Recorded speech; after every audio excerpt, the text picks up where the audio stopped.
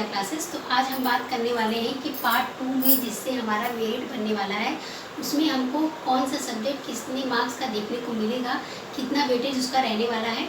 ये ऑफिशियली तो मेंशन नहीं किया गया है, बट हम डिफरेंट एग्ज़ाम के बेस पे या बीपीएससी जो पेपर लेता है उसके बेस पे ये हाइपोथेसिस लगा सकते हैं, अनुमान लगा सकते हैं कि कौन सा जो पोर्शन है या कौन सा सब्जेक्ट है वो कितने मार्क्स का आएगा। ये एग्जैक्ट मार्क्स मैं नहीं बता पाऊँगी, लेकिन मैंने भी एक हाइपोथेसिस लगा के एक जो है वो रेडी किया है। आप लोग यहाँ देख पा रहे हो कि जो पार्ट 2 120 मार्क्स का हमारा होना है। आप सभी जानते हैं 2 पार्ट में हमारा पेपर डिवाइड होगा। जैसे कि पार्ट 1 में जो होता है वो इंग्लिश और हिंदी रहेगा, लैंग्वेज का वेटेज रहेगा और वो सिर्फ क्वालिफाइंग होगा। लेकिन जो पार्ट 2 है इसी से हमारा मेरिट बनने वाला है। ये 120 मार्क्स का होगा, 2 घंटे मिलेंगे, इसमें नेगेटिव मार्किंग भी होगा। जबकि जो पार्ट 1 है आप सभी को पता है कि पार्ट 1 में नेगेटिव मार्किंग नहीं होने वाली है। तो चलिए 1 बाय 1 चीज़ों को देख लेते हैं और देखते हैं कि कौन सा सब्जेक्ट में कितना वेटेज देखने को मिलेगा।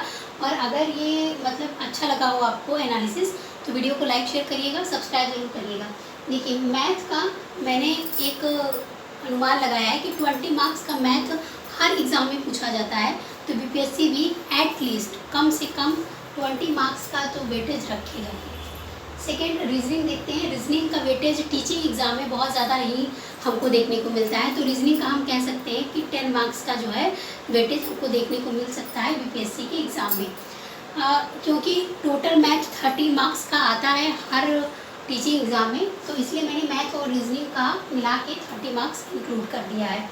अब बात करते हैं करंट अफेयर की। आप सभी को पता है मैंने 2-3 दिन पहले 3 पार्ट में बीपीएससी ने जो पेपर लिया है, बीपीएससी के थ्रू जो सामाजिक अध्ययन का पेपर होता है, तो उसमें मैंने देखा है कि बीपीएससी करंट अफेयर का क्वेश्चन बहुत उठाता है। लगभग 20 से 22 नंबर का क्वेश्चन करंट अफेयर का बीपीएससी पूछता है। तो अगर बीपीएससी पेपर ले रहा है तो मॉडल भी उसी टाइप का रहेगा और वो अपना लेवल भी उसी टाइप का ही बना के रखेगा। तो मैंने जो है अपने अनुमान से करंट अफेयर 20 मार्क्स का समझ के रखा हुआ है कि 20 मार्क्स का आ सकता है। ये सारा डाटा एग्जैक्ट नहीं है, कुछ 2-4 नंबर इधर उधर हो सकते हैं, बट हम ये मान सकते हैं कि करंट अफेयर हमारा 20 नंबर का वेटेज रखता है। अब बात करते हैं साइंस की। साइंस हमारा जो कि विज्ञान की बात कर लेते हैं, 20 मार्क्स का वेटेज रखेगा। 20 मार्क्स में हमको क्या क्या पढ़ना पड़ेगा, तो फिज़िक्स, केमिस्ट्री और बायोलॉजी, ये तीनों सब्जेक्ट हमको 20 मार्क्स में पढ़ने पड़ेंगे। बहुत ज़्यादा डीप में हमको घुसना नहीं है, क्योंकि किसी भी सब्जेक्ट का हमको वेटेज नहीं पता है। बीपीएससी के माध्यम से ऑफिशियल किसी भी चीज़ का वेटेज नहीं पता है। तो हमको एक ओवरऑल या कह सकते हैं कि ऊपरी नॉलेज हर टॉपिक का होना चाहिए।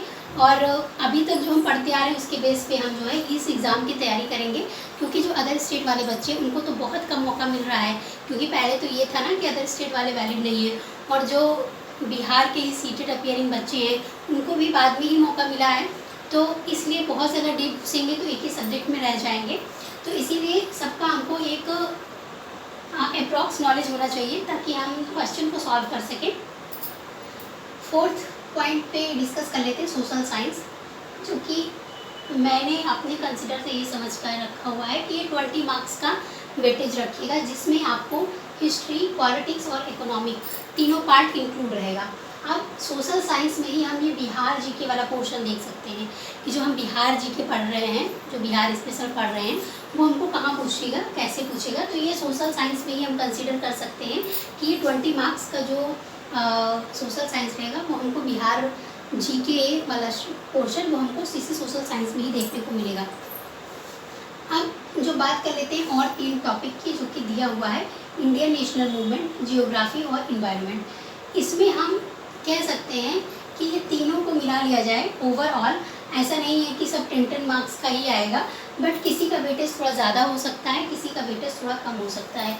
तो इंडियन नेशनल मूवमेंट, जियोग्राफी और इन्वायरमेंट, इन तीनों को इंक्लूड करके मैंने इन तीनों को 30 मार्क्स के अंडर में रखा हुआ है।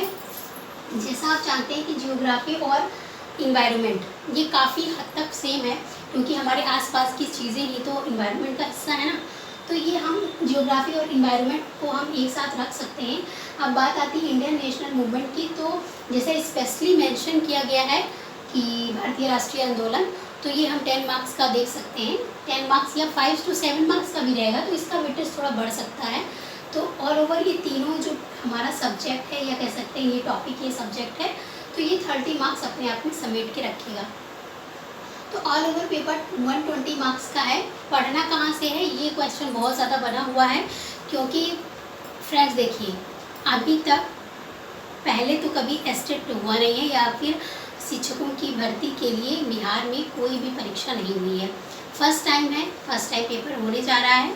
तो कह सकते हैं कि पेपर का लेवल अच्छा भी जा सकता है, पेपर का लेवल डाउन भी रह सकता है। हमने बहुत सारे स्टेट में देखे, 2 स्टेट में एस्टेट होता है, उसमें जब पहला कोई पेपर होता है तो बहुत टफ नहीं बनता है। ये मैं अपने हाइपोथेसिस के बेस पे बोल रही हूँ, है ना। प्रीफ्रेंस इन्होंने दिया हुआ है, ऑफिशियल नोटिफिकेशन में इन्होंने कहा था कि SCERT और NCERT के बेस पे आपके जो पेपर होंगे वो बनेंगे और क्लास 10 तक का आपसे पूछा जाएगा। तो ये सारा कुछ था, मैंने अपने हाइपोथेसिस से बताया। आप लोग बताइए कि आपको क्या लगता है, कौन से सब्जेक्ट का वेटेज थोड़ा ज़्यादा होने वाला है।